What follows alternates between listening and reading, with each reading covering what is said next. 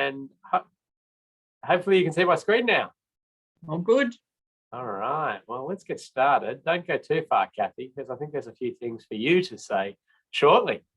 Welcome, everybody. I want to, first of all, acknowledge traditional owners of the lands on which we are running this virtual training. We pay our respects to elders past, present, emerging from all across New Zealand. And want to also thank Waka Kotahi for supporting these sessions and really great initiative to build capability capacity in New Zealand in safe system assessment. So it's a really exciting time. We'll cover off a bit of housekeeping to kick it off, and then we'll jump into some content. And we'll tell you shortly how you're going to be able to interact with us, because we certainly do want interaction. But Kathy has mentioned there, hit record already. If for some reason you miss a session, you can catch up with the recording, or if you want to go back and have a look at what we talked about, replay it, we provide you the link to that recording. We do show a few road crash scenes to learn how to prevent things, to reduce severity.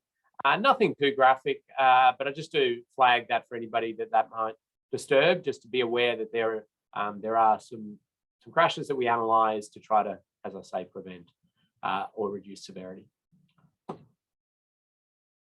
Over to you, Kathy. Who are you and how do we use this Zoom thing? I think everyone's got the gist of it, but yes, you can use the Zoom thing to chat with us, which many of you have done, and you can see your comments in the chat. If you want to chat to everyone, you just select everyone with the 3 little dots on the side, or you can just chat to myself and Ken as the host or panelists. Get in touch with me if you can't make a session, if you have technical issues, if you would like an extension, that might happen every now and then for your assignments. And best thing to do is, if your technology fails, is to do the old shutdown and restart, and usually that fixes 90% of problems. I could be an IT support desk at this rate. If you do want to talk to us, we can unmute you and you can have a chat, and Ken will ask people throughout the series to jump in there and have a say. So just raise your hand to do that in the little raise your hand thing, and we can unmute you. And I think that's probably about it. Yeah, thank you. Yeah, so we will have a few of those opportunities, certainly for people to present their case studies or the like, but really jump into that chat. Don't wait for me to say, does anybody have any questions? Because the pause there for you to type and then it to pop up, I'll have moved on. So just type it as you're thinking of it. Really encourage, as Kathy said, using that little drop down arrow to find everybody and making comments to everybody. A bit of chat behind the scenes is always good. It's kind of different to in person, where we try to stop you chatting while I'm presenting, but for this one we do encourage a bit of chat going on. Thank you, Kathy, and as said, all Kathy's contact details are there. Right, where are we at? This is me, and I'm the principal engineer at Safe System Solutions, and we do a lot of building of capability capacity around Australia and New Zealand in some topics: safe system assessments, road safety audits, road barrier design, what else? Traffic engineering, signs, a few other different bits and pieces.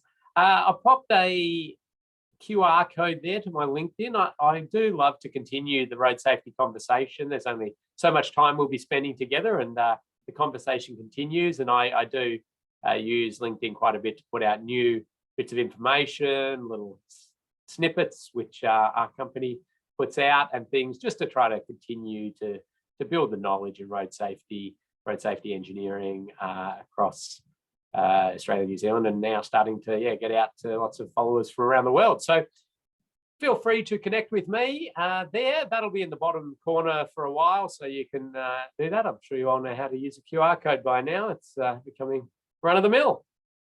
But yeah, my contact details there. Any of the technical course content, please get in contact at any time.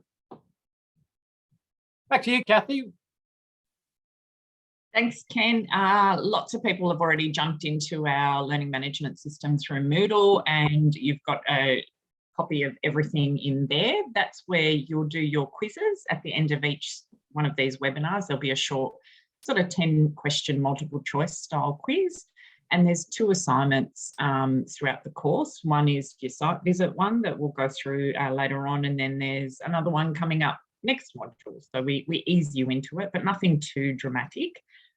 If you have any trouble navigating the learning management system, please, again, get in touch with me. But otherwise, that's where the recordings will go after each session. That's where there's a copy of the slides that Ken is presenting and any other resources that we like to put in there or that you'd like to share with other people as well. Thank you. Okay, so we've got a few little tricks up our sleeve to keep you engaged in online modules. There is always that temptation to do the emails and finish off that roundabout design that you've been working on the side or whatever it is. But we've got a few little things to try to keep you engaged with us. One of them is Wally the Wombat. You see Wally the Wombat there? Wally the Wombat warning sign is Wally will appear a certain number of times in each module. And you've got to try to keep track of how many times Wally appears, because that will be one of your quiz questions after each module. How many times did Wally appear? So keep an eye out for Wally. And this is not one of the official ones. That's just an example of Wally. So you've got to keep a lookout. So Wally count at the moment is 0 for this module. And we'll keep ticking along. So there's also another little thing. We like to give out prizes, and you'll see Kathy is there in the prize pit.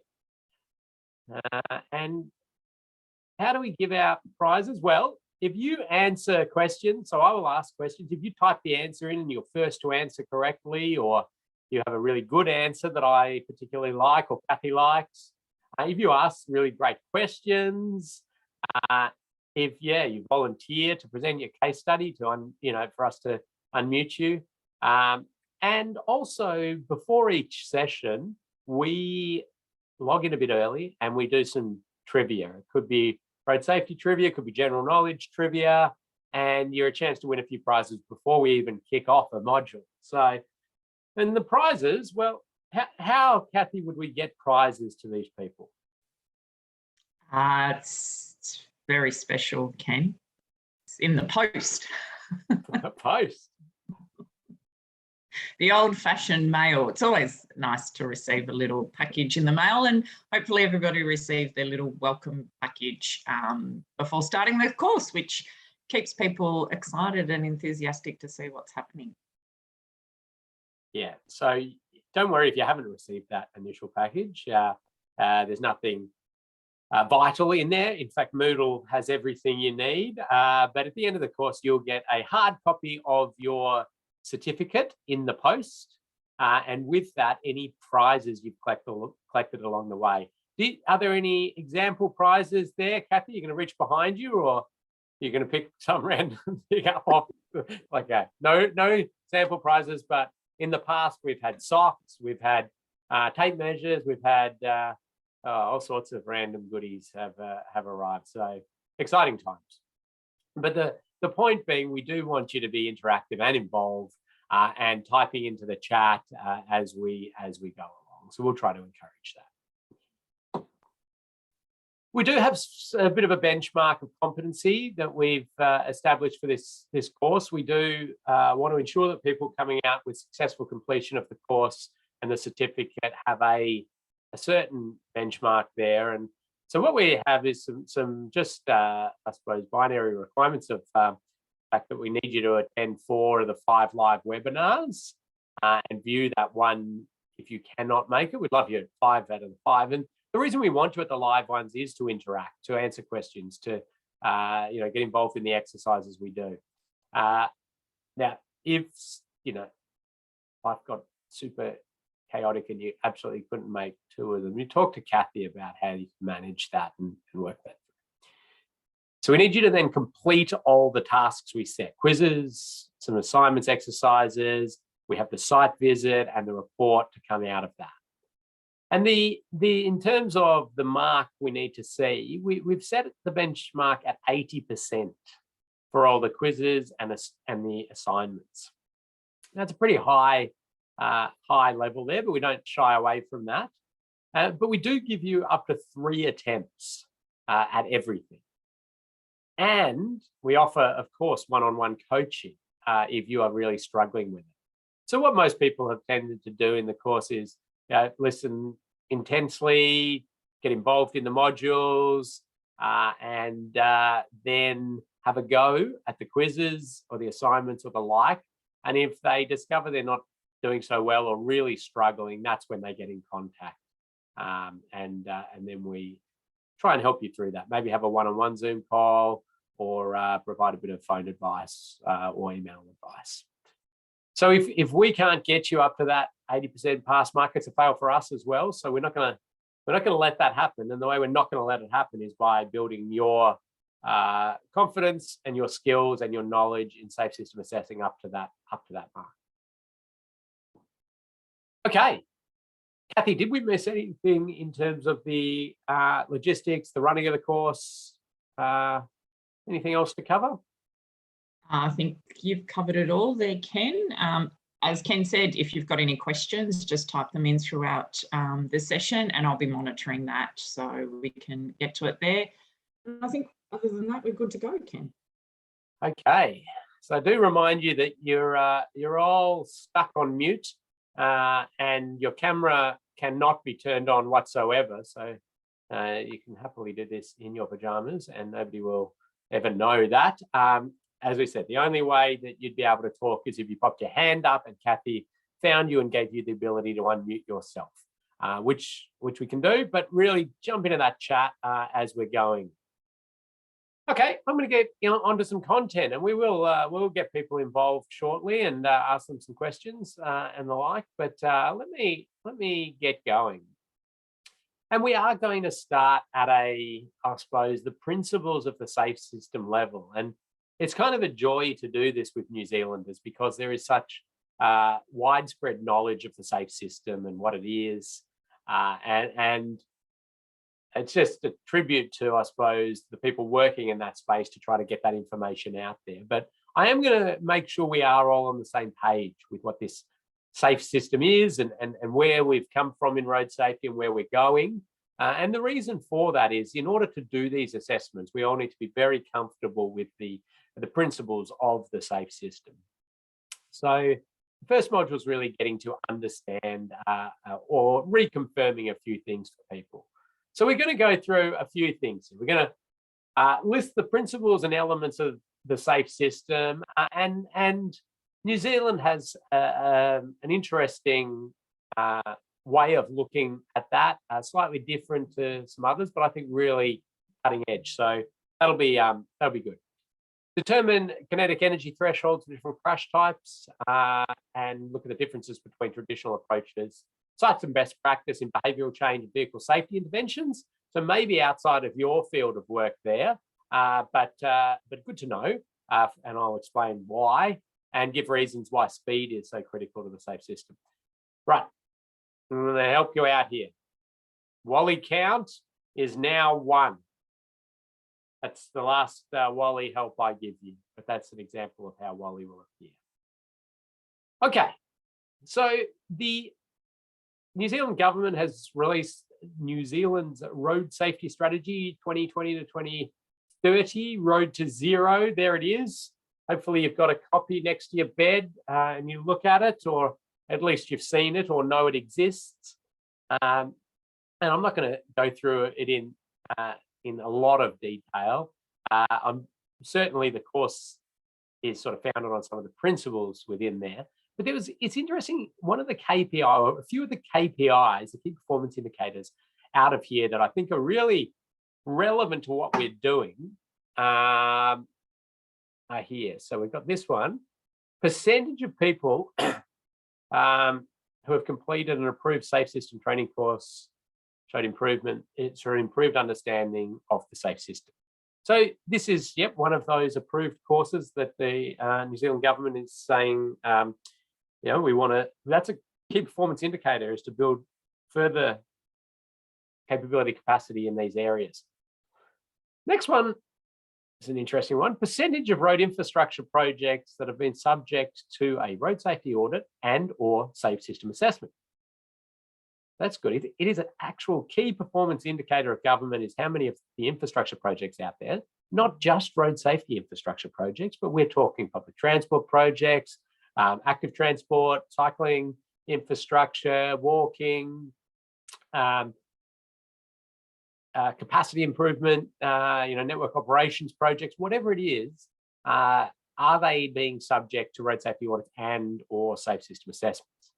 And we'll talk about when you would use each of these assessment methodologies, where it's appropriate and the like. But it's great to see safe system assessments so squarely put in there. And probably, some of the reasons why we've got you along here is because you've recognised that this is something government is absolutely committed to. They think it's a great methodology, and it's a great way to inject some further road safety thinking into our infrastructure projects. But what is this safe system thing we talk about?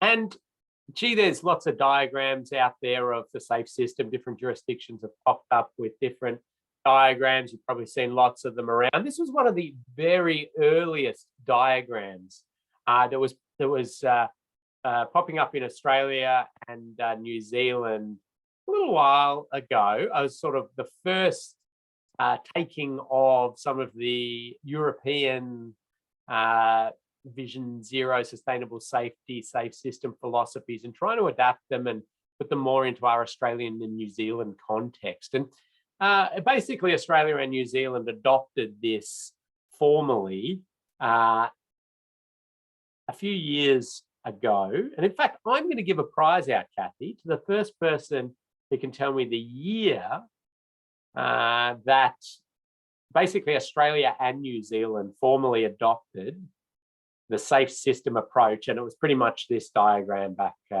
then. So pop that into the chat, have a guess. You don't lose any points. There's no marking, no points around this. You can just have a guess at a year, and we'll give out a prize. We'll give out a prize to the closest, or I think somebody, I think it just flashed past there. We're getting lots of answers in there.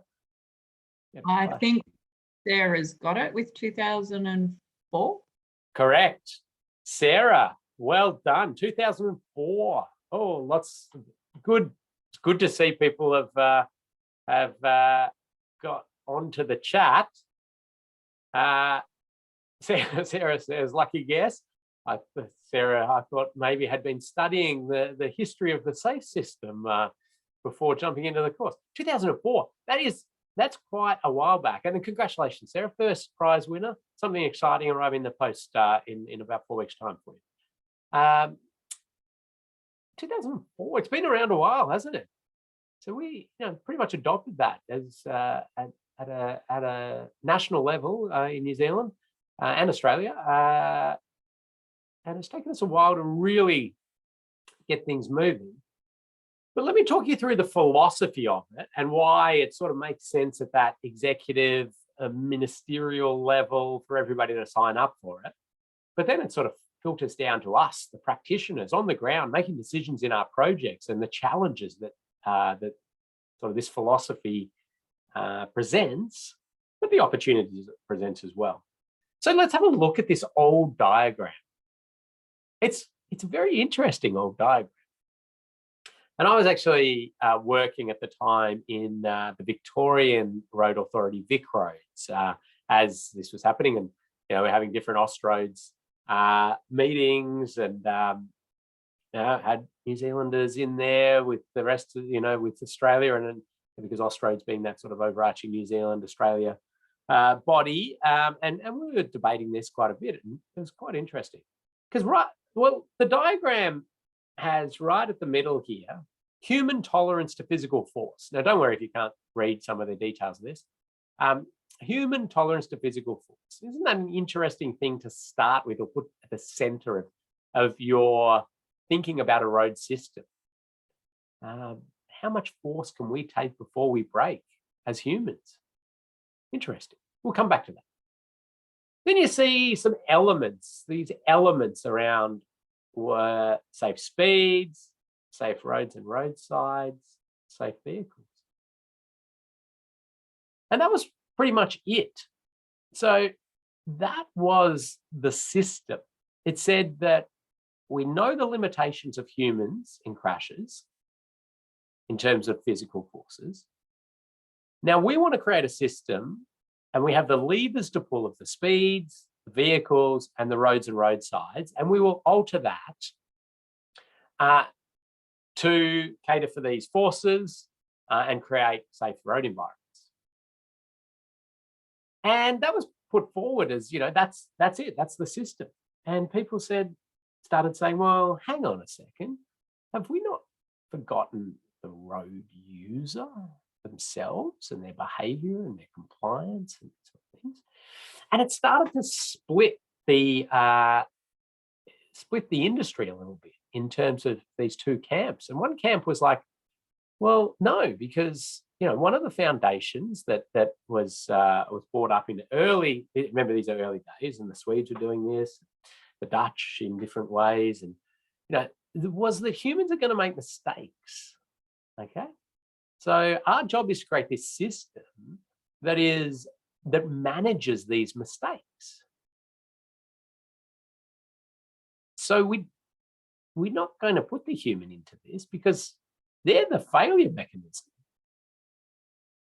So then there was the other camp that said, no, gosh, humans, they've got to act responsibly, and they've got to be alert and compliant and follow the rules that we set and all of this sort of stuff. And we've got to work on that and enforcement and behavioural change initiatives, and we've got to do training and get their skills up. It's quite a divide. Anyway, so what ended up happening, sort of at the last minute, was this square went in that said alert and compliant road users sort of underpinning or overarching the system. Now, personally, I think that was a failure, and in these early days. And I think it failed because it gave this unbelievable get out clause for all of us, those who investigate crashes, those who design the road systems, those who manage the road systems, those who put policies in place for road users. It's so easy to just say, well, they weren't alert, or they didn't follow the rules, or they weren't in control of the vehicle, or they walked out onto the road where they were jaywalking. There's always a reason that you can find to blame the road user. And it kind of is contrary to the whole philosophy of the safe system. So, very interesting. So then it started getting adapted. Oh, there were some other, things added because, people felt we were missing bits and pieces, legislation, all these other things. But we won't dwell on that. So then all these adaptions came up, and different ones, and you might recognise past ones from New Zealand and current ones from New Zealand. Let's look at that current one from New Zealand. So this is the way that New Zealand is really representing the safe system, and also the strategy that you are operating under for road safety. Remember to pop your questions in at any point. Maybe I'll just check, Kathy, anything that I should be dealing with now before I launch into talking about this? No, we're all good, Ken. Okay. So let's have a look at this. Some of these sort of principles from that early one continues on.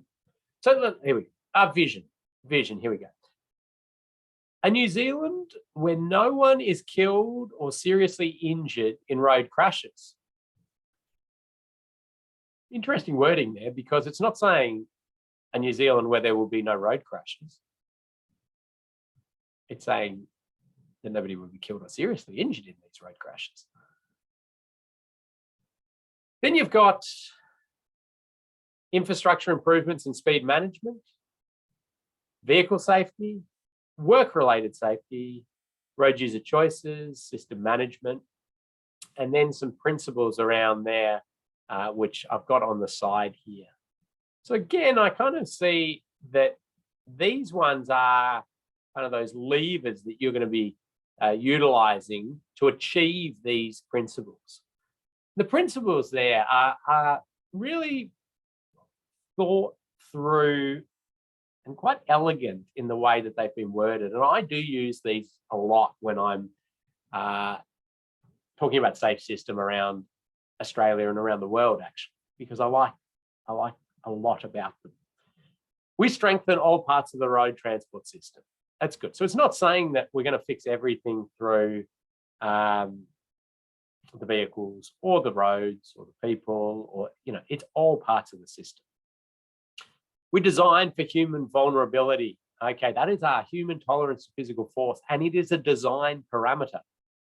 Isn't that exciting that we're actually thinking about energy and forces when we make design decisions?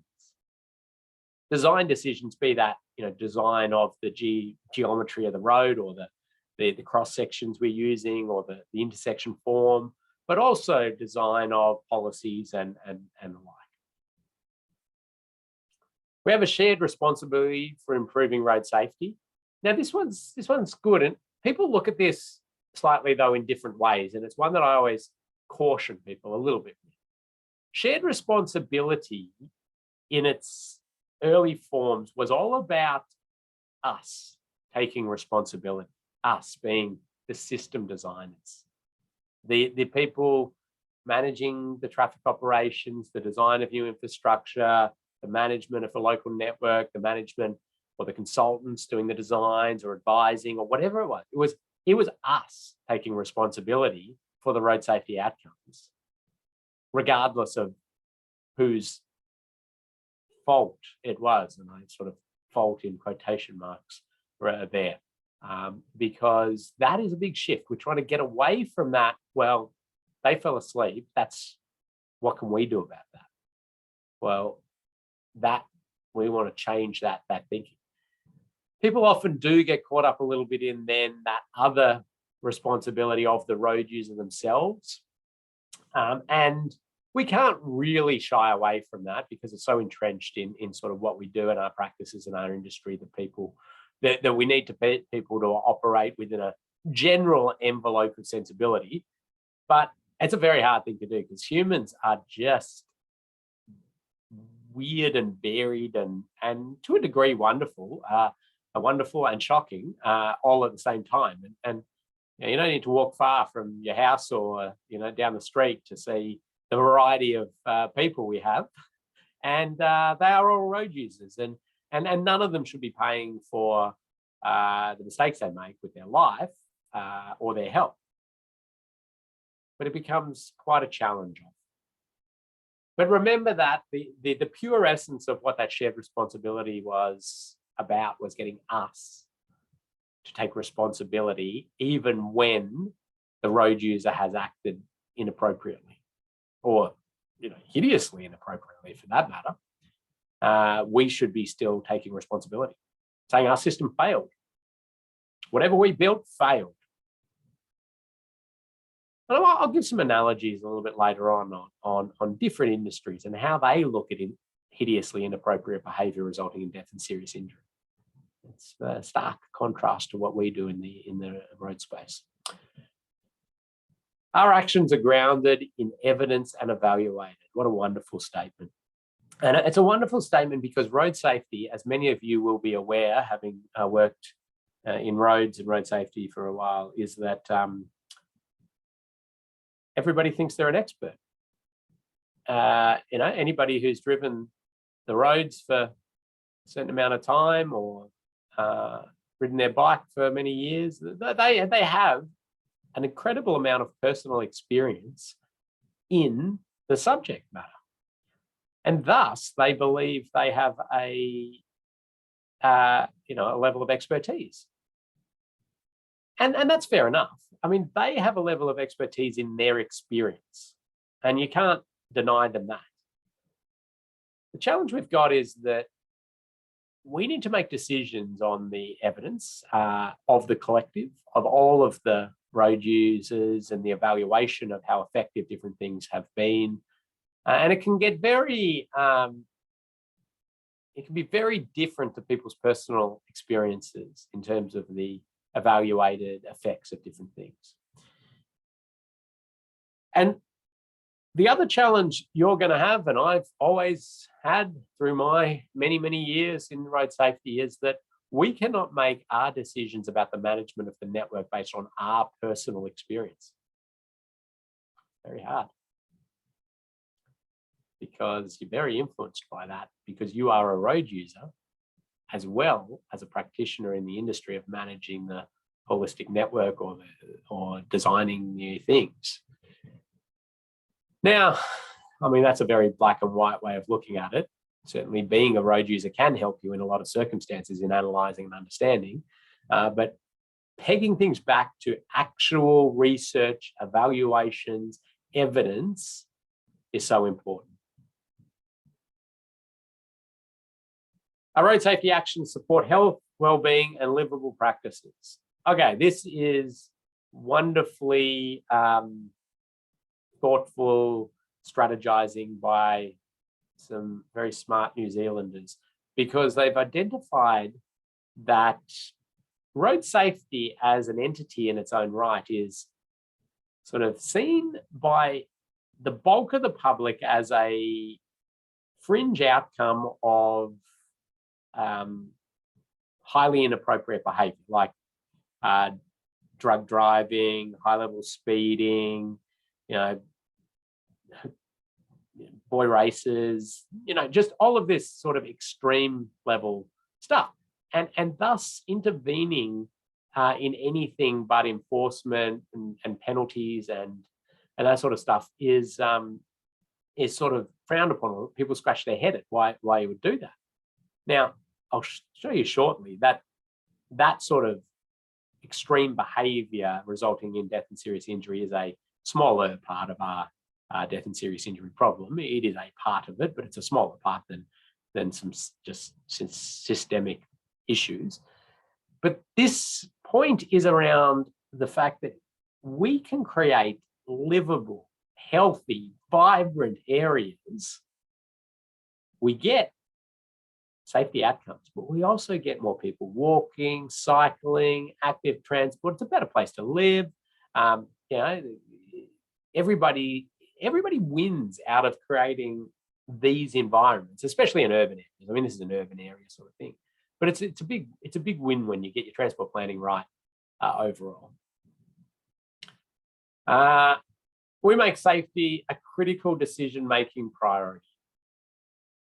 So this is making it clear that yes, there is a lot of things that we have to balance out as a government or as a managing the road network. And it's we've got costs, we've got what the public acceptance will be, we've got what our councillors are jumping up and down about, or we've got you name it, the list goes on. Safety is really a critical decision-making priority, and if we can't do things that we can be confident our community won't be killed or seriously injured using it, then we'd have to change it. We promote good choices, but plan for mistakes. And I do like the way that this is phrased. Promote good choices. So continuing to do things like behavioural change initiatives, education, enforcement activities, but plan that they fail. Make our decisions according to failure.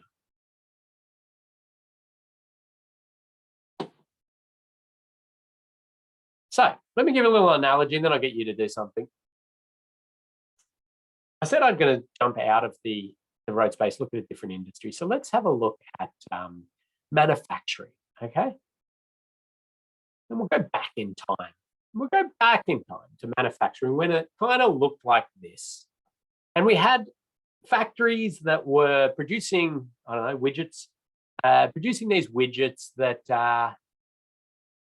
the system was fairly open, as in they would get people, they'd, bring them in, they'd give them a little bit of training or advice on how to do what they have to do, whether they're cleaning the machines like these kids or whether they're putting things, things out of the barrels into the front end of the machine or whatever it is. And it was a fairly open system. And we did see a lot of death, a lot of serious injury, a lot of arms ripped off, a lot of, gruesome injuries happening. But everybody that came in there and was asked to work with machines was told very clearly, this is a very dangerous machine. Watch out for this. Don't put your hands in here. Okay. Be very careful around this. But we saw that death and that serious injury continuing. And what we call this from a safety culture perspective is a pathological safety culture. It's up to everybody to protect themselves the best they can. They are told it is dangerous. They know it is dangerous. And then just behave safely is the philosophy. So then safety culture in the manufacturing industry sort of steps up a level then. And it goes to what we call this reactive safety culture, where issues arise in different practices or different areas or different machines, and they are solved as they come along. So, people are killed in a certain machine and it's looked at and a guard's put on it, or they say, right, okay, well, we've had 3 people lose their arms in this machine in the last 6 months. Obviously, to do something, let's give everybody a stick to push stuff in the machine. So it'll grab the stick instead of their arm or whatever it is, Let's take each of these particular things and fix it. So that's a reactive safety culture. And then it comes into this next one, which is where the economists tend to get involved. And they go, this is interesting. We are paying out quite a bit of money to people who are injured and their families. We're also having to shut the machines down when there's these injuries and deaths, and it's causing us a lot of financial burden. And I wonder if we addressed some particular things in here, whether that would actually mean we could produce more widgets. And so then the investment in safety is about getting the best bang for the buck in terms of this benefit cost ratio. And, so back in the day here, maybe somebody analysed and said, if you spend, £10,000 on putting guards on these 20 machines, it'll actually return you £30,000 in return in terms of improved, lack of downtime and payouts and the like. So you get this thing called a benefit cost ratio of 3. And, back in the day, they'd never heard of this benefit cost ratio. Every pound you invest, you get £3 in return, and pounds, obviously, back in the day. So this is where you start to balance out, well, how much can we spend to save, and is it financially the best investment?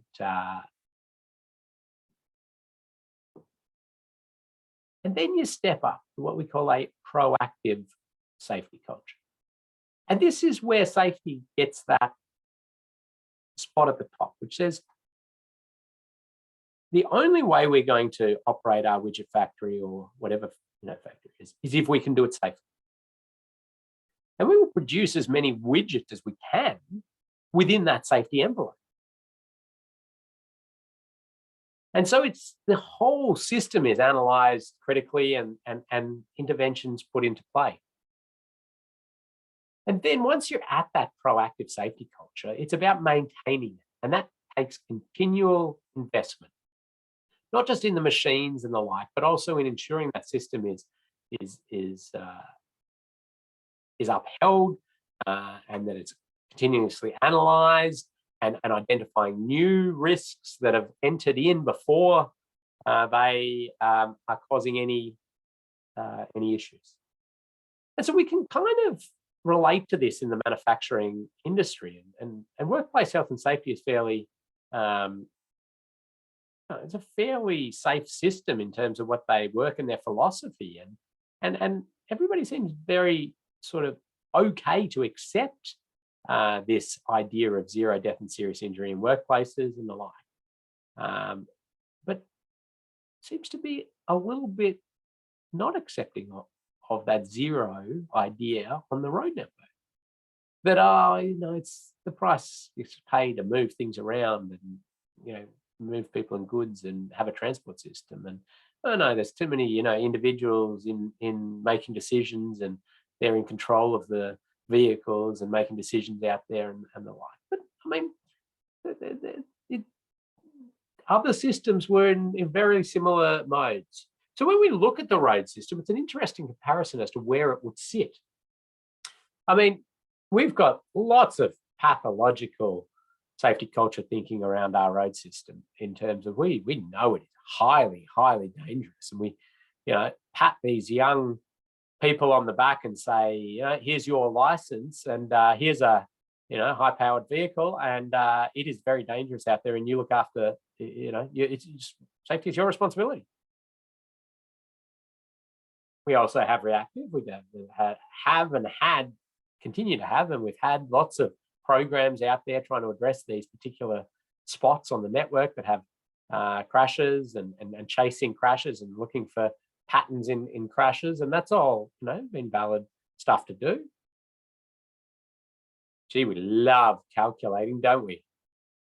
Our industry has absolutely just refined this benefit cost ratio stuff down to a precision in terms of balancing off our investment against human life. And is it worth investing in that? We'll only save 5 people's life, where we could build a new footy stadium, and that would put a lot more economic return into the the region or whatever it is. These are real calculating things where you've put a dollar value on human life. There are proactive things that happen out there, and I like to acknowledge that there are proactive elements to the road network. There are things like school speed zones, continuous barriers on new projects. The school speed zones or slowing down around schools or the like is a really good example to me of some of the proactive thinking that we have, the opportunities we have. You do a benefit cost ratio, very traditional, economists, completely voiding any sort of morals and ethics. I'm not saying all economists are like that, but in that pure economic analysis of school speed zones, absolute disaster. Like, you never invest in those. Like, all you're doing is slowing down productivity around the network, and you can peg that back to an hourly rate for a New Zealander of about $88 an hour, and you slow each person traveling near a school down by 2 seconds, and you add up all of those 2 seconds over the year and all of this time, and put it back to a dollar figure, and you then put a dollar value on a kid's life, and peg them in at $5 or so million, and 5 or 8 million, I think it might be, in a willingness to pay scenario, and you just go, it's not worth it from a pure economist perspective. But we are willing to do that. We are willing to slow down, and we're willing to say, well, protection of these kids is far more important than getting a little couple of seconds here and there of people's travel time, and in cars, that is.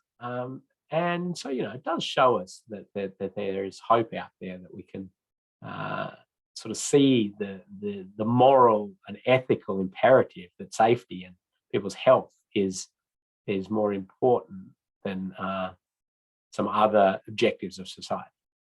Now, I kind of do paint this sort of black and white picture, because that's when I've only got 2 hours to talk about a highly complex philosophy like this. Just some black and white analogies is always helpful. So Interesting little analogy, and welcome your comments. But let's do a little quiz. And you're going to, I've sort of covered the answers to a few of these, and certainly the last one definitely haven't covered yet, but it's for you to have just a guess. Now, a poll's going to pop up on your screen. You're not being marked on this. Stress that. You're not being marked. It's just to engage you, for you to have a go. Answer the questions, and we'll take a good sort of 3 or 4 minutes on it. So after you answer, you can have a stretch and fill your water up and the like. But to get you to do a bit of things. So I'm going to be quiet for the next at least 3 minutes. Okay, Kathy, let's say we end the poll and let's share the results. Let's have a look here. Okay, which of the following is not a key principle of the SAFE system? Okay, so slightly different wording on it, and yes, tricky one there. It said not, so you make sure you read that. But most of you are spot on there and indicating how competent New Zealanders are with the SAFE system. Aim for no mistakes on the road. Well, we're completely aware that people are going to make mistakes. So we're not aiming to eliminate mistakes. We would love that, absolutely. But what we're really doing is minimizing and managing. So well done there. And, oh, okay, it was only the 2 questions. I'd forgotten that. Good. Oh, okay, we've got a spread here. A nice bell curve going on there. 24, 34. So this is Usain Bolt sprinting, crossing the finish line at a speed. 24, 34, 44. Most of you have gone 54, 64. The answer is 44. Well done to the 14 of you who guessed that. Why are we asking that? Let's stop sharing that. Get rid of the poll there. Thank you, Kathy. Why are we asking about Usain Bolt? Well, what I like to imagine is that we park a Toyota Camry at the end of Usain Bolt's lane. And I've used this analogy quite a bit, so some of you might have heard it. We park a Toyota Camry, maybe a 2006 Toyota Camry at the end of his lane, and he comes running down 44 kilometres an hour. He's got up to that speed, and bang, he slams into that Toyota Camry. Will he survive? Running his full speed on flat ground without the wind behind him. Well, the answer is probably yes. Probably hurt himself a bit, but he should recover to lead a normal, healthy life. If we planted a big tree at the end of his lane and he ran straight into that, he still should be able to withstand that, survive. He'll mess himself up a bit, but should recover to lead a relatively normal, healthy life. And that's because we evolved to withstand that force. That's how our body evolved.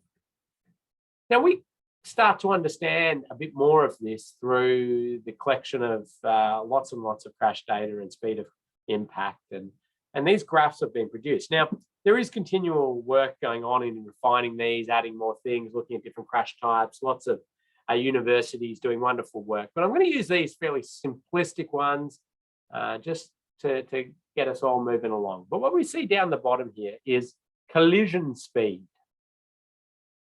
This is not speed limit, okay? This is just the actual speed of impact. And this is when a car hits a pedestrian. And over here, we've got the chance of death. What is the chance that that will result in death for that human? And remember, this is based on crash data. So we're seeing a whole variety of pedestrians being struck, you know, from Usain Bolt, hulk of a human type, to very old people, frail, young people, and everything in between. And what we see here is around 10, 20 kilometers an hour, sometimes up to 30. It's highly likely that the pedestrian will survive. up at around 50, 60, 70, we see it's highly likely that they're going to be killed. And really that point about 30 kilometers per hour is where things go really bad really quickly. Small increases in speed after that are significant jump ups in the percentage of people killed or seriously injured, certainly. Now this is just killed. And so we do want to try to include serious injury into that. It gets some slightly different curves, but I'll just sort of using this as an initial starting point. And Usain Bolt, we see he comes up higher in there because he's Hulk of a human, isn't he? So he's that's his max running speed.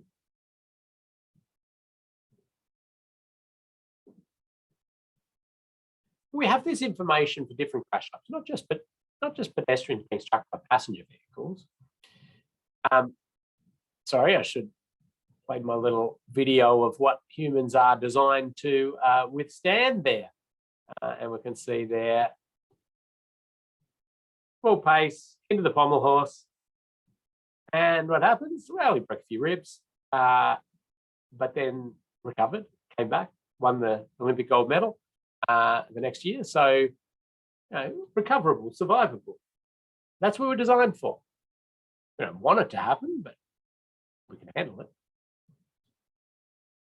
Let's have a look at a side impact crash. And this is where we have the collision speed is the bullet vehicle speed. So the bullet vehicle is this one. The bullet vehicle is the one that does the damage in a crash. We call it the bullet vehicle. This would be the target vehicle in this case. So this is a right angle crash with bullet vehicle speeds around 30, 40, 50. It's quite, it's likely that the driver, if it's a driver side impact, passenger and passenger side impact will survive. When we see these happening at 80, 90, 100 kilometers per hour, it's highly likely that the occupant of the target vehicle will be killed. And we get that sort of real kick up around 50 kilometers per hour for right angle crashes, bullet vehicle speed. And what we see for a head-on crash is that the speed of each vehicle being a bullet vehicle and a target vehicle, we see a similar curve, and it really does its kick up around 70 kilometers per hour for each vehicle, okay? So 70 kilometers, so it's probably 140 kilometer per hour. I mean, it is 140 kilometer per hour closing speed, but each vehicle is traveling 70 kilometers per hour. And what we're thinking about are the forces and the deceleration on the occupant of the vehicle. So you actually see if they're both the same weight, same speed, or same mass, same speed, they come in, they crash, so it goes 70 kilometers per hour to 0. It's really the equivalent of one of the vehicles running into a brick wall at 70 kilometers an hour. Now, there is actually a really good Mythbusters episode on exactly that to prove that point, because people will often go, oh, no, some of their forces are being are we transferring the, well, no, there's a great, and they just do what Mythbusters, do and crash cars into each other and then into walls and have accelerometers and sort of show exactly that. We could probably share that, Kathy, although I think we send to YouTube and it causes trouble. But we'll look into that. If we can send it, we will. But I've also got you'll see these pop up in the presentations that we do. And they're a little link to what we call a safe system snippet on this topic. And we would put out these safe snippets a lot on different topics and the like. And it just provides a little bit more information on it, maybe a little video or something associated with crash forces and crash types and energy and the like for this one. And we might, one might come up about different roundabout forms or something like that. So you can, in the PDF notes, you can download from Moodle, or you might have you download them from Moodle. You can just click on that link and it'll take you to some more info as you're going through. But these become really important, I suppose, speeds for us to think about. The 30 kilometer per hour for pedestrians, we also include cyclists as well there. The 50 kilometer per hour for right angle, the 70 km/h for head-on. And to try to add a few more things to that, we've created this scoring guidance sheet. Now, I actually created this a while back, and I pushed it into the Austroads Guide to Road Safety Part 6, Road Safety Audits as well, because I thought it's very useful for a road safety auditor as well as a safe system assessor. We didn't have the numbers on it. But anyway, you can see there quite a few other crash types, motorcyclists versus heavy vehicles, side impact with car versus heavy vehicle, and a few others, and the speed that crash is happening. And then this sort of graded chart, which won't make too much sense to you. I mean, it'll make some sense. Intuitively, you're going to be saying black is bad and green is good, which is right. But when we get to quantifying assessment of things in a safe system assessment, we need to put some numbers to it. So it's a bit of help for you to get to numbers. But we'll come back to that. Okay. This diagram you may have seen if you've been kicking around the road industry for a while. And what it is crash causation diagram. And there's a crash causation study that happens, they're always happening around the world, but there seems to be a challenge for who can do the biggest and most comprehensive crash causation study. And the human factor specialists and behavioral psychologists and everybody jump in, and there's some massive, 5,000 crashes analyzed in massive root cause diagrams and huge research work. And what they end up coming out with is always somewhere between like 85 and 95% of crash causation is the road user, I'm going to say, instead of driver, because it's this particular study was on driver crashes. The Kimbler study was on drivers, but you could say road users. Crash cause. Vehicles are small, so vehicle failure, malfunction, tire blowout, whatever's, brakes failing, something like that. And the road, presenting, particular issues, very large pothole or tree falls on vehicle, all those sorts of things. And I never dispute this, although this diagram is the bane of my existence in roads. It infuriates me when I see it. The reason it infuriates me is because, not because it's wrong. Their research is amazing and they're wonderful stuff. The reason I hate it is the way people then take that and use it and start to think about road safety. Because what everybody ends up doing when they first get to this is that they say, well, we've got to fix the road user. We've got to fix the driver. We've got to stop them making these mistakes. Now, that's okay for us to continue to work on that. But what we need to do is see that as a system failure, and that our system is not functioning as it should. And of course, the driver or the road user is the failure mechanism. They're the human. They're going to stuff up all the time. So what we need to say is, let's not necessarily try to particularly fix that road user and alter the human.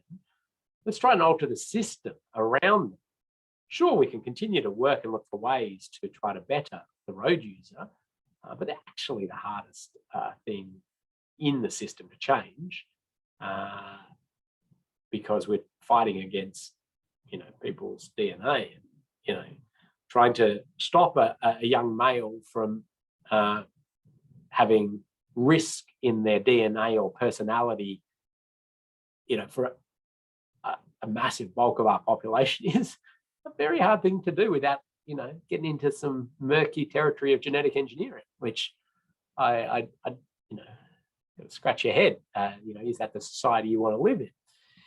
So we should be looking to alter the system around this, while continuing to try to invest in ways to help road users operate safely. And it really just, like, often people new to road safety, they come into this field and they discover this diagram and they think, oh, well, I've discovered it. You know, this is the answer. You know, this shows, it's proves. And I see very high level people in very important jobs sort of putting this as the first slide in their presentations. And, you know, the bulk of the audience groans. The hell. Anyway, so we've got to really combat that and start thinking about it from this perspective. The other thing is that if you do focus in on that mistake making, there's also some interesting things to understand. Human error. This is a Centre for Automotive Safety Research study for Austroads, which really analysed a lot of the crashes happening. Slips, lapses, mistakes, unintentional violations. Before we get to this deliberate violation part of error in the transport system. And that's, you know, your people intentionally going out there and high level speeding or running red lights on purpose and these sorts of things. And the media will get fixated on, you know, below the line here. So that they will portray that is a road safety problem.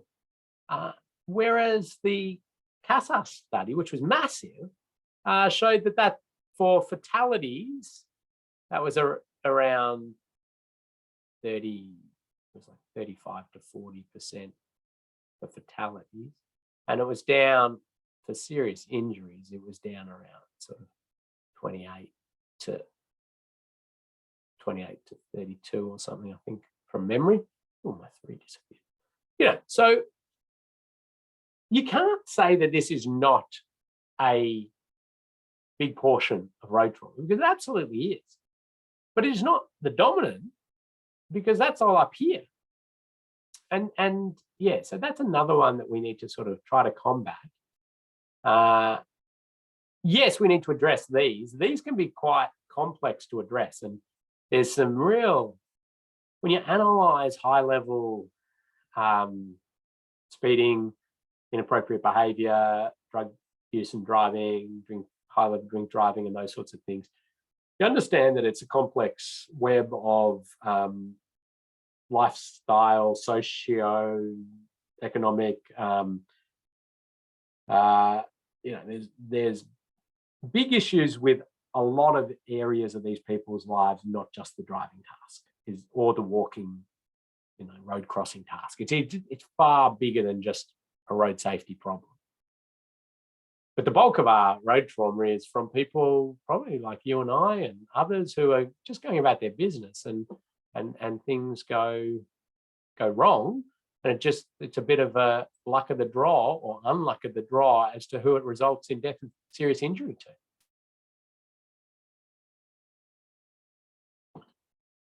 Okay, let's do a little exercise. I'm going to have to speed up a little bit, but that's okay. We're doing okay. So what this little exercise is, and Kathy hopefully will put up a poll in a second, this is trying to talk us from the traditional approach we had to road safety and where we've moved to, or where we're moving to under a safe system approach to road safety.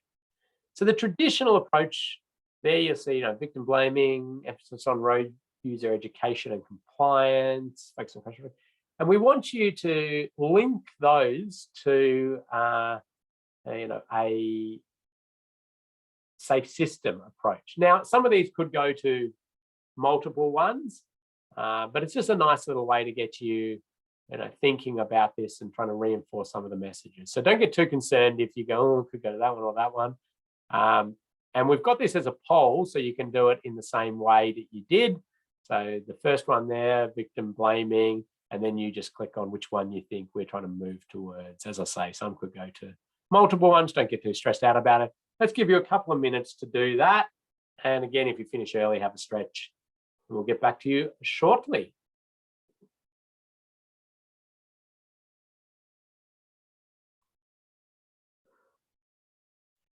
Okay, Kathy, I think I better keep ticking on. Just make a guess for anybody who's still going on your last one or two. As I say, nothing, no marks on any of this. These are good examples of the sort of quiz questions, I suppose, you might get asked though.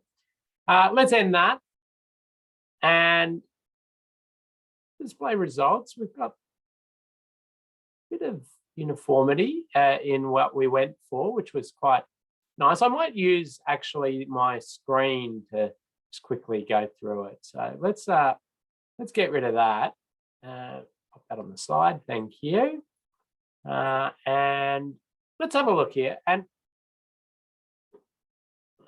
okay, so victim blaming. Well, we're recognizing human error now and trying to minimize its consequences of that shared responsibility.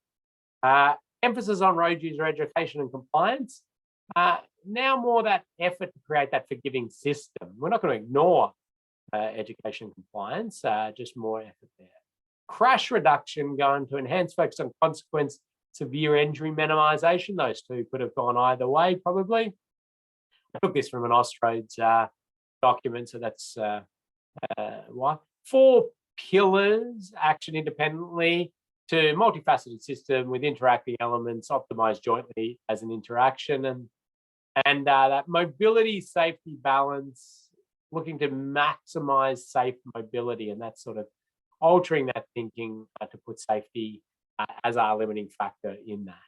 Now, as I say, don't worry if you guessed a few others, they could go either way, just the way that you get a bit more of that thinking going on. Well done, and thank you. I like Ian Cameron's quote. Ian Cameron is Western Australian, and he said, we need a paradigm shift in road safety policy to stop the road death epidemic, and we need it now. It's unrealistic to expect that education and enforcement alone will bring the needed step change. Even road users who know and follow the rules make mistakes.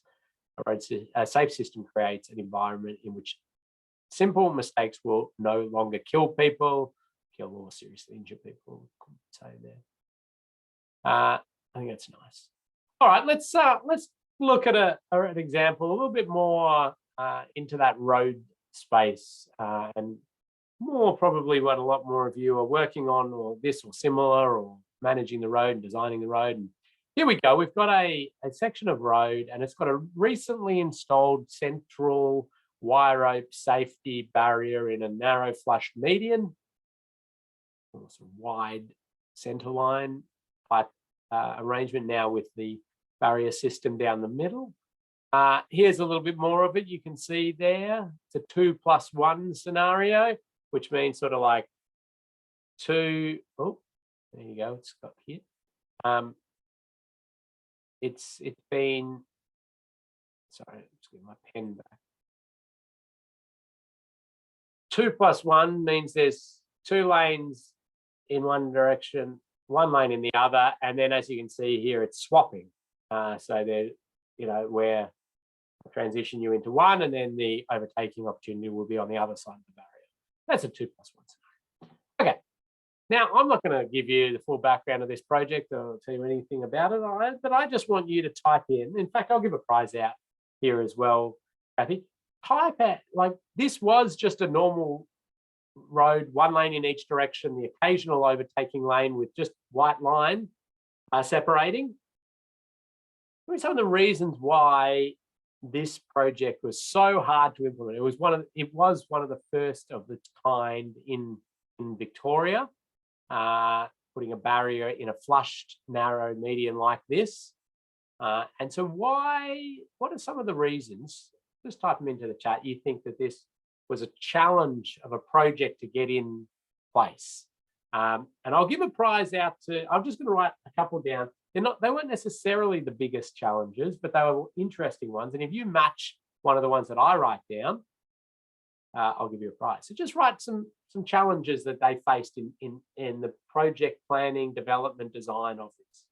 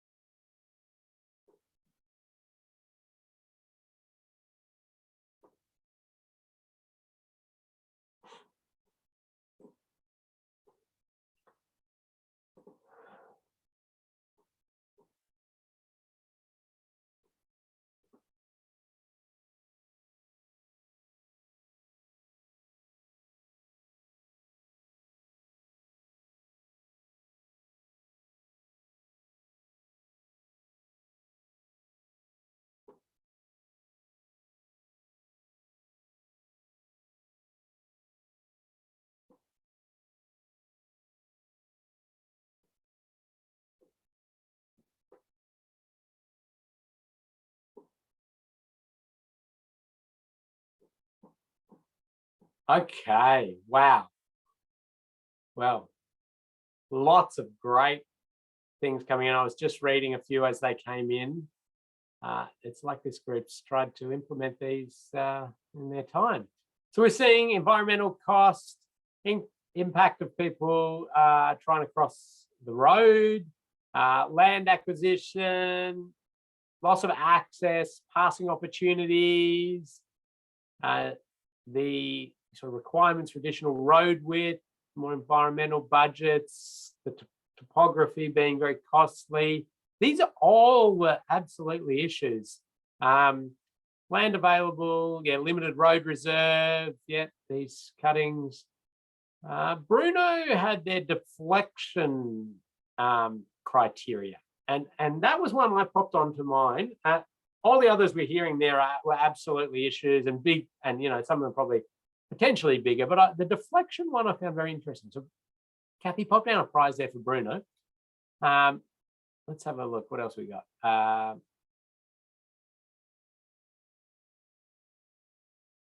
Cost, constructability is a good one.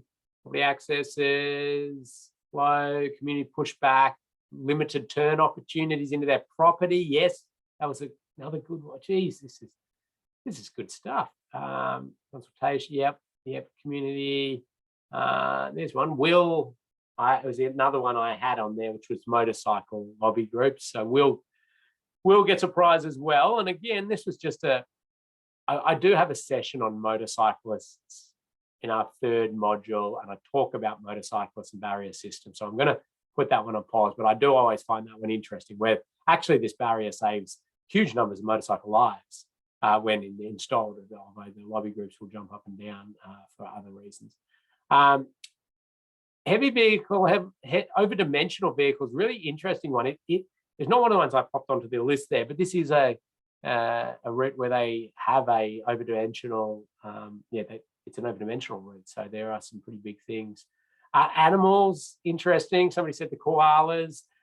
You get people saying that, the kangaroos won't be able to cross, get trapped on the road and those sort of things. So the point I think I want to make out of that, well, first of all, thank you for the wonderful interaction and input. And there you go. In, what was it, 2 minutes, you came up with sort of a list of 25 sort of major reasons to not put this in and things that had to be worked through. But the amazing benefits we get from this from a road safety perspective should not ever be overlooked. We have to work through those issues, yes, but it's something so important. And sometimes you can lose sight of that when you're bogged down in all of these issues. The deflection one I found so fascinating, because this technically does, as Bruno rightly pointed out, he did it just by eye, this will not meet the deflection requirements. So this barrier, when struck, will deflect, as in the posts will flatten or break away, the ropes will sort of catch the vehicle, and the vehicle, if it was to come in here, will deflect into the lane. And so it just became this thing of, it does not meet the standards. And they had some cost constraints, why they couldn't cut further back, and they needed to have enough space for the over-dimensional vehicles and to do their maintenance activity. This was the design, and this is what they wanted. And this challenge became, well, basically this almost added a year to the project of design review committees and this and that in this discussion. And I said, well, you can't do it. You just, and people would say, well, why don't you focus on stopping the people leaving their lane?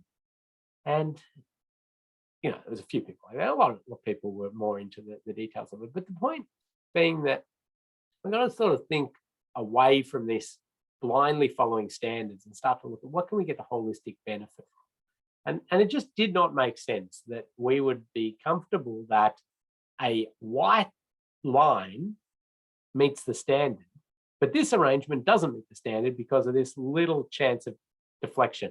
And this deflection is at maximum deflection, 25-degree angle kit, And the reality is that people will leave, their lane back here, hit the barrier, deflect back in, the vehicle's coming up here. If there was no barrier, they'd be finding their way all over the place. So anyway, we get these massively beneficial outcomes from these barrier systems, even though they don't sometimes meet standards and guidelines.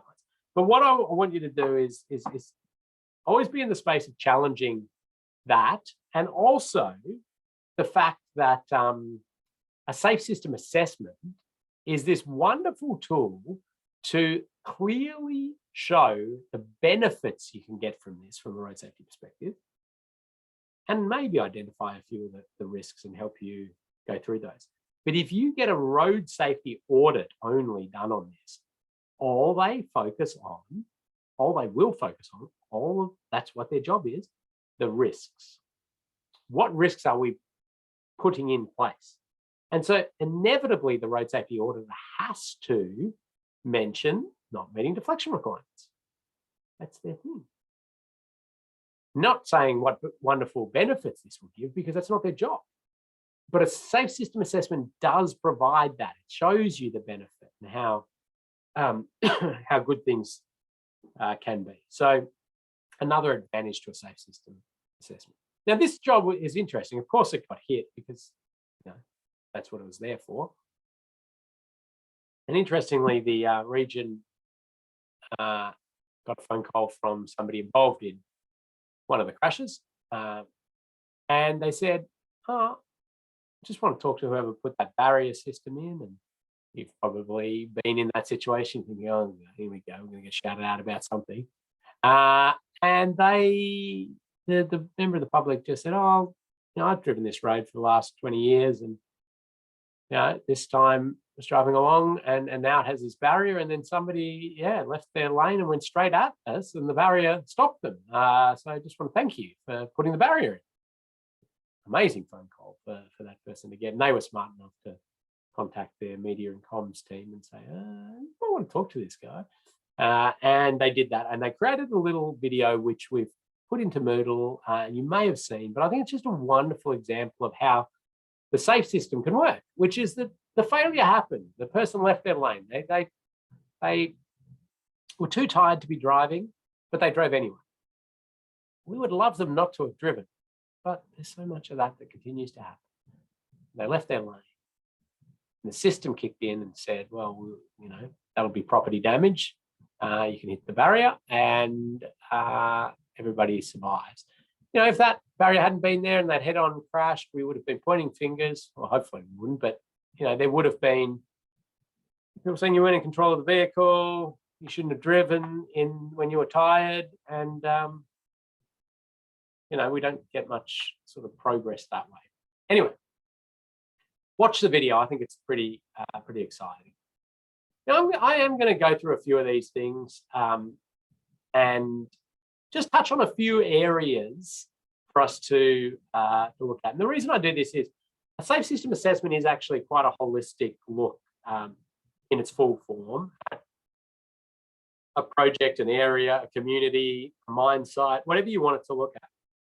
And you can look at the vehicles, the fleet that are operating in these areas. You can look at the people and what level of compliance and education and those sort of things have they been offered to try to support them in their aspects of the system, what are the workplace road safety things going on. So it can be quite a holistic look at the system. So I'm going to start with those road users and just touch on what is good practice around education, encouragement, enforcement, and graduated or licensing systems. I say graduated licensing systems there, but let's say licensing systems.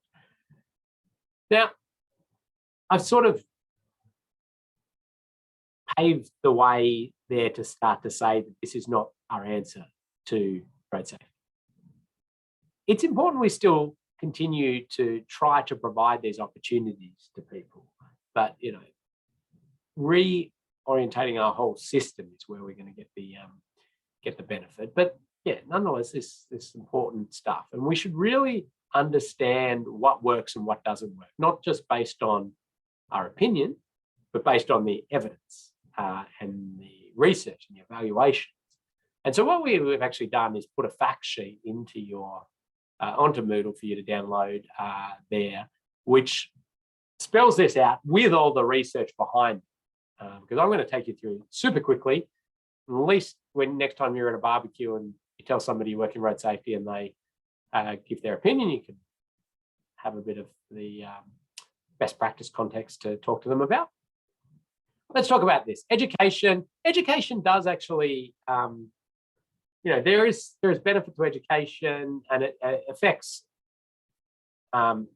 segments of our community better than others. Certainly, we know that getting in with the little humans is best. I mean, that's not a road safety education thing, pretty well known, isn't it? But what we do discover in the road safety space is that also these little humans can be nice little conduits to their parents in road safety messaging. If they are taught that seatbelt wearing is, critical to being in a vehicle, they'll feed that information to their parents when their parents don't put their seatbelt on, or they're quite tuned up on things like drink driving and the like. So interesting, and then it works for a segment of our community. I'm not saying it works for everybody, but there's some interesting stuff there. Are young drivers particularly at risk? And that's part of the fact that we tend to open up their ability to drive as we also open up their ability to drink, to new social activities, lots of excitement, lots of potential risk-taking activities, and their biology is also at a very interesting time in terms of, as I mentioned earlier, risk-taking behaviour and the like. So it's a very challenging one. We know some things that work, some things that don't work. We know that any training involving high speed, how to get out of skids, how to do advanced braking techniques, increases their chance of being killed or seriously injured. That's right, I said increases. So sending a young person to one of these skill-based advanced driver training courses is making them more likely to die on our road network. And it's counterintuitive because you think, hey, we're giving them better skills. That's going to help them. Well, actually what it does is it gives them, yes, a little bit better skills, but a huge sense of confidence, and they just go out and take more risks. And yeah, it's one of the best research things from around the world. The training programs that show potential benefits or some sort of benefits in road safety are really pretty much done in the classroom or on the public road network in understanding how to avoid risk-taking, avoid areas of risks and the like. And just a quick question. Is it the same for defensive driving courses? Yeah, so New Zealand does have a practice of defensive driving courses. I must admit, I'm not an expert in and I have not analysed the New Zealand driving courses. As I understand, they are more based on that second example that I gave, and understanding how to perceive risk in the road network, manage, not put yourself in these scenarios, and then I think anything they're doing on like a track or anything is just to show the physics of stopping and speed and those sort of things, not teaching like cadence braking techniques or skid pan training and those sort of things, which we know are the really bad ones. So I don't know the details of it. I understand that Waka Qatar here has endorsed that, and they are pretty great at ensuring an evidence base around something like that. So I don't think we need to be particularly concerned about that one in particular. But yeah, you want to be careful around this stuff, very careful around this stuff. And it does really make me sad when I see, and Australia is way worse than New Zealand at this, is that we have these private businesses and they come up with a course and, you say, teach your young kid how to get out of a dangerous situation, high speed skidding, this and that. Of course, parents are going to invest in that. I mean, you've got the hook, haven't you? Safety of kids. safety of your kids. You can do whatever you can. And that sounds logical. It's what we do, give them skills to make them safer. And it just is, it is so frustrating to see that. Anyway. Education's an interesting one in road safety, and behavioural change initiatives as well. Behavioural change, trying to get people to change their behaviour based on what we're telling them is interesting, because I love this, the Transport Accident Commission one, is if you tell the driver here, if we target the driver in our campaigns and our education and say, hey, don't text and drive because it increases your chance of being killed or seriously injured. They just go, nah, that's not me. Like, I do what it's safe. I've been doing it for the last 20 years. I've never had a crash. So, no. They just don't believe you. And actually, to a degree, I don't blame them, because if you actually analyze the statistics of this individual's chance of being killed or seriously injured texting or not texting, the difference between that is so minuscule. Actually, please don't share this with the public and talk about the minuscule risk of texting and driving, because that leads into the point is that the collective of all of the people doing it means for society, it's a big risk. But for the individual, it is not. Right? But so what we need to do is, and goes beyond just texting and driving, this is a whole raft of things in road safety, is not target the individual's behaviour in our sort of messaging if we can, as in linking it to them being killed or seriously injured, because they do not believe us. Speed reduction is another one. Like when we say, oh, we're reducing the speed limit from 100 to 80 for your safety, they just go, what a load of, they just do not believe us. And to a degree, for them as an individual, they're right. I mean, we're really not. We're talking so minuscule change. They had a very, very low chance of being killed at 100, and we made it very, very low plus a little bit lower. So it is inconceivable to them, the actual risk at an individual level. But we operate, make decisions, design our roads for the collective, everybody. So we're talking different language, but as soon as you can peg it to something like this wonderful ad to say, you text and drive, your kid's going to text and drive. They don't want to text and drive, at least when the kid's in the car. Beautiful. So when you can, speed limits, fascinating research from around the world on what influences people's support of a speed limit reduction. Protection of wildlife, far more than protection of humans, in decent segments of different regions of the world, really. I mean, you reduce speed limit because the kangaroos are jumping on the road, they understand that. You reduce the speed limit because the area is inherently high risk for drivers, or there's been a lot of crash, people killed or seriously injured. They just sort of blame the drivers and say, well, they should learn how to drive. It's fascinating stuff. Anyway, I won't dwell on it. We know what works. We know what works in, as I say, I've got this fact sheet, so I'm not going to go into these in detail. A whole school approach is really great in road safety. So all the way through their schooling career, if we can get that. Combining with police activities and the like, so we see this coordinated effort of a education around speed, and then speed enforcement, and then speed alterations, and that sort of coordinated effort.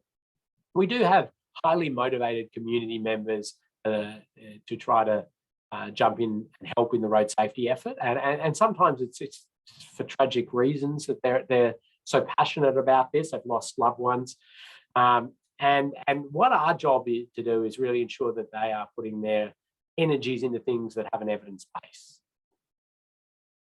So graduated licensing is this term we use for, putting restrictions on people early and when they have higher risks, and letting them graduate through into the system, easing off the restrictions and the like, which is a very successful way of doing it. no alcohol for early drivers at all, and passenger restrictions and these sort of things work quite well. Nighttime driving restrictions and those sort of things. Targeting parents in different activities can be really good as long as you get the right things that they're going at. And action programs, I'll talk a little bit more about that later. What doesn't work, I think I've covered these. Oh, maybe I haven't. Fear tactics don't particularly work. It's very hard to scare people into behaving sensibly on the road. What we discovered that if you do shock and awe TV commercials or the like, really graphic crash scenes and really scare the hell out of the community, the people most affected are the lowest risk people already. Okay, they really can be quite disturbed by this and they're quite scared, and it really affects them. The people who were going to be taking some more risks or doing these things are not quite affected by it. They can disassociate completely from that, that aspect. So where fear tactics can be useful, though, not behavioural change, but legislative platform for change. So you want to change the law around drink driving or something like that. Well, scaring the hell out of the community on drink driving can be a decent way to start. So fear tactics can play their role, but you don't often get that particular behaviour change you want. Skill-based driver training we talked about just actually goes the other way usually. One-off events don't tend to work. You've got to coordinate everything. We're not yet seeing any driver simulators showing road safety benefit. Might be something to watch into the future. They're not sort of getting us there yet. Go-karting, car racing clubs are just basically the same as skill-based driver training stuff. Just providing the information, number of people killed and injured on a road, or, this many New Zealanders died, so drive safely. It doesn't change behaviour driving. Again, decent platform for legislative change, but just be aware of the challenges there. And I chuck this up for a couple of, please pop some questions in the chat if you want. I mean, I'm skating over a lot of sort of stuff. Learner drivers. So this is New South Wales and Victorian research. Learner drivers are those with a supervising driver, no experience basically, or up to 1 or 2 years. And then P-platers are out by themselves. I think it goes down over time. So this is crashes. This is crashes over here. So this graph tells, it's used to talk about why we put in place a graduated licensing scheme and try to put more restrictions here and ease the restrictions and ease the restrictions. But another little fun thing to look at here, or to think about this in a certain way, is that this is the same. These are total number of crashes. If I did this as a rate per kilometre travel, it's very similar graph. It's a little bit altered, but it's similar.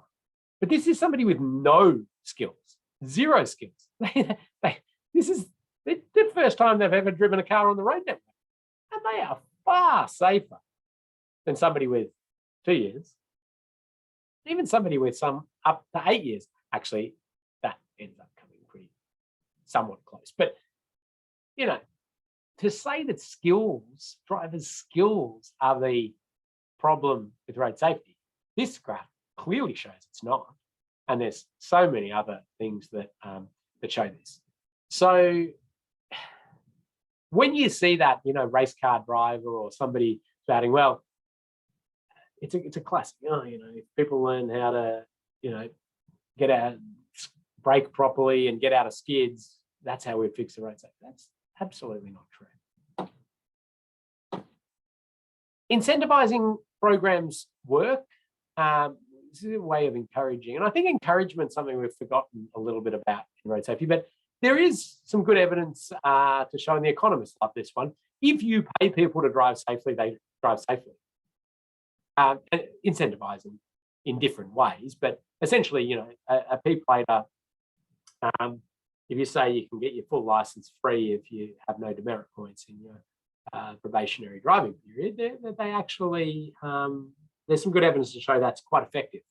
That's interesting. I think that one's quite interesting. Advertising and marketing that specific behaviour is important. That general drive safely, it doesn't do much. But if you say, take a break every 2 hours for at least 15 minutes or something, it's given a nice, clear framework for behaviour change. And it gets really complex in this behavioural change marketing, and you know, comedy is an interesting one because it really resonates with our highest target market, being young males. Really resonates and really remember it and recall the messaging. Does it change their behaviour? Very hard to tell. I mean, very hard to do that actual evaluation and analysis. But the New Zealanders are the best in the world, I reckon, at road safety, advertising, and use of comedy. And I've chucked some of your ads into Moodle and a few other ones from other areas, but you're always there with some pretty amazing stuff. But what we're really looking to do is try to change a culture around road safety from that blame, from that thinking that it's just all these high-level boy racers causing all the trouble, to saying that we have a failure in our system. Our system is flawed. We need to alter the whole system here to change things. And so you see different discussions around changing the system in different things out there. Here's one of your ads, which is a bit shocker or ish, but it's trying to target that people make mistakes. That's one I've put into Moodle for you to download and have a look at if you want. Lots of jurisdictions have copied it, so that's the South Australian version, but it is a New Zealand original. But you know, that messaging is interesting, isn't it? It's not saying, hey, slow down because you'll be killed. No, others are going to do all sorts of things, so let's slow down. And how do we talk to the community about human tolerance to physical force, how much we can handle? Well, I talked to you about Usain Bolt, but there's Graham. I encourage you to Google Graham, the only human designed to survive the forces we see in crashes on the road network, life-size sculpture. Have a Google of Graham if you're interested. Enforcement, we want to be strategic with our enforcement effort. Think about where we're putting those. There's specific deterrence and general deterrence. Specific deterrence is if you've been fined for something, you will not do it again, is the theory. General deterrence is you could be fined for all these things, and so you try to conform to those. And visual presence is still very, very important, very effective, and it's probably one of the most instantaneous effective things we have. It's limited in its overall effectiveness. Cameras work. They're a great supporting tool and keeping us in speed, you know, within speed ranges. And the technology around speed is really exciting. Wonderful sort of interlinking parts of the system. We can certainly set speed within cars. We could do that remotely. We could speed interlock cars so they can't go over speeds, you know, things that we can do, alcohol interlocks. The technology is wonderful. The changing the culture and integrating this in is where we need to go. I'm just jumping through a few things here. The vehicles are really exciting. We love the fact that we have managed to see the fact that commercially safety can sell.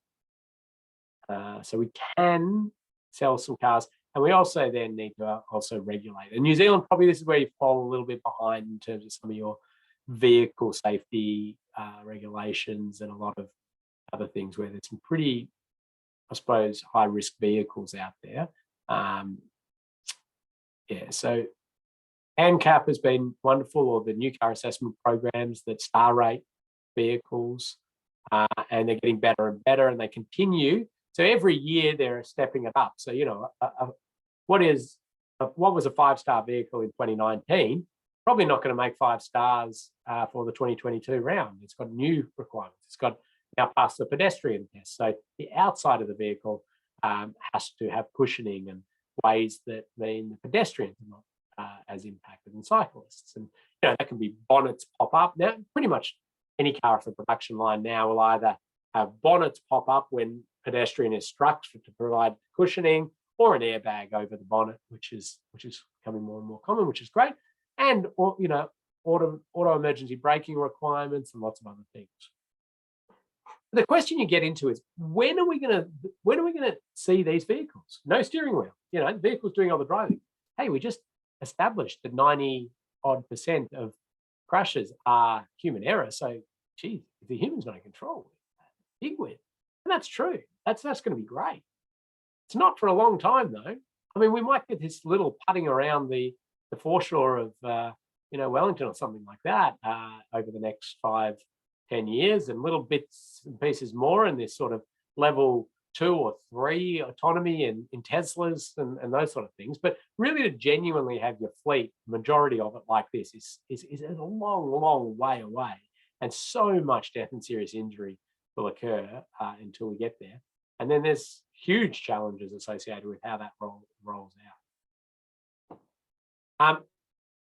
But we know that as it rolls out, we're going to get benefits, and we see vehicles braking before pedestrians. Sometimes they don't brake all the way, but that one where the leg fell off is kind of still a win, because that vehicle slammed on the brake, slowed down, then struck at low speed, just knocked the leg off. Let's talk about speed in our last 5 minutes here, because I just want to remind you that speed is not a linear relationship. And what I mean by that is that I think this is the easiest way to show it. Travel speed over here, 60 kilometers per hour. There is something, could be a person steps out at 45 meters. And we see the green is a reaction time, and the red is braking distance, and just touches it at 60 kilometers an hour. So let's go up 10 kilometers per hour. And if the travel speed is 70 kilometers per hour, so 10 kilometer per hour increase in that speed goes to 46 kilometers per hour in terms of the speed of the strike. So it's not that linear relationship.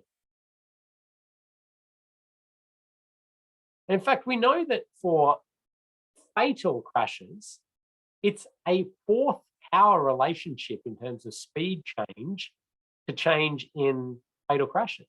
And it's a 3rd power relationship for serious injuries. Now, if you don't do maths a lot, don't worry about that. I mean, it's just basically saying that small changes in speed can be very significant changes in the higher end severity crashes. So if we can knock a couple of kilometers per hour off speed, we can see big changes in the fatality and big changes in the serious injury, and decent changes in all other crashes, but not as big as those. The community attitude to speed, though, is amazing. Speed limits are so controversial, and we know half the population. This is actually Tasmanian research, but it seems to hold true pretty much across Australia and New Zealand, is that we talk about lowering a speed limit will reduce crashes. We know about half the population don't believe that. Females are smarter in the sense of knowing that there is some good evidence behind it. Interesting stuff. Now, okay, we're trying to link speed limits there to crashes. So it's a very speed limit orientated, not operating speeds. And maybe there's some people thinking around, what speed they will actually be traveling at. But the way we address speed limits has to significantly change, I think. And we need to be better understanding of how to manage the public. If we talk to them about severity of crashes, actually people are quite tuned to that. Reduced speed limit reduces the severity of the crash when the crash occurs. Yeah, they're all quite generally agreeing with that, which is good. Hopefully then showing linking to reduced speed, reduced energy, reduced injury. Anyway, a couple of things in there.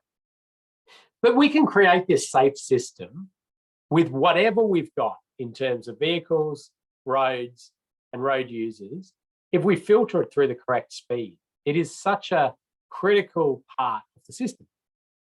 But it's so, it's so thorny and complex to work with that, but it's something that we can't ignore. I popped that into the Austroads Guide to Road Safety Part 3, Speed and Speed Management, which just to reinforce how well we can operate if we have the correct speed. And I do want to use a little analogy, but I say that one of the most safe system things out there is a racetrack, because we have these amazing vehicles with such wonderful safety features. The roads are designed in a way that don't have right angle crash potential, that have no head-on possibility. If they go into an area where there's vulnerable road users, the speeds are down, and it's really clear that you're going into the pits in those areas. The road users are great, they're alert, they're compliant, and they're sober. And thus, when you get all of that and you filter it through speed, hey, yeah, go 200 kilometers an hour, no worries. So the safe system isn't about reducing speeds. It's about appropriate speeds for the road environment, the vehicles, and the road user context that we have for each situation. It just happens that a lot of what we currently have is far faster than we have a system set up for. But we know we can achieve improvements through infrastructure and/or speed limits. It's not just speed limits. Remember that. Explaining why they're in place can be highly effective in people supporting them. And vulnerable road users are pretty well accepted as a great reason to reduce speed, being vulnerable in terms of school children and the like, but also just generally pedestrians and cyclists and the like. And varying speed limits is a good thing. Okay, so in general risk terms, we've always talked about likelihood times consequence. What is the chance bad thing is going to happen, and what's the magnitude of badness? What is the chance of economic collapse? And then how bad is that economic collapse? That's a risk of economic disaster. For road safety, what is the chance of a crash? How bad is the crash going to be? In safe system assessments, we actually extracted, so likelihood went to exposure. How many people are exposed to this risk? Then what's the chance that it will manifest into a crash? And then how bad is that crash going to be? And that's what we're going to take from next session, where we're going to go exposure. Well, that's the number of vehicles that can cross this line. And if we put if we block it off, the rail line, nobody's exposed to that crash. Or if we separate those road users from vehicles, so they've got their own, they're not exposed to the crash with the passenger vehicle. Maybe like the pedestrian crash, but not passenger vehicle. The likelihood, what can we do to reduce the chance crashes are going to happen? Wide center lines, sealed shoulders, good delineation, lighting, good surfaces, clear sight lines, all of that stuff. Even traffic signals, reducing the chance of a crash. But what can we do about how bad it's going to be? Well, we need to slow vehicles if we want to address the severity, slowing them on the approach to an intersection, a conflict point, or we redirect the energy and dissipate it over time, a barrier system. They run along a barrier system rather than an abrupt stop on a tree or a culvert or the like. So that's where we're going to pick up next time. I don't think we have time for quizzes. Kathy, anything that I need to deal with? I had to race a little at the end there. I apologise. No, there's no questions. So if anyone does have any final questions, please type it in now. Otherwise, if you do jump into Moodle, do your quiz, and we'll see you in a couple of days. Yep, so a quiz to do. Make sure you do that quiz, and we'll see you in a couple of days. Log in a little early for a chance to win a prize. And next session, lots of activities for you to be doing during the session. Thank you. Thank See you, you Ken. Thursday. Bye. Bye.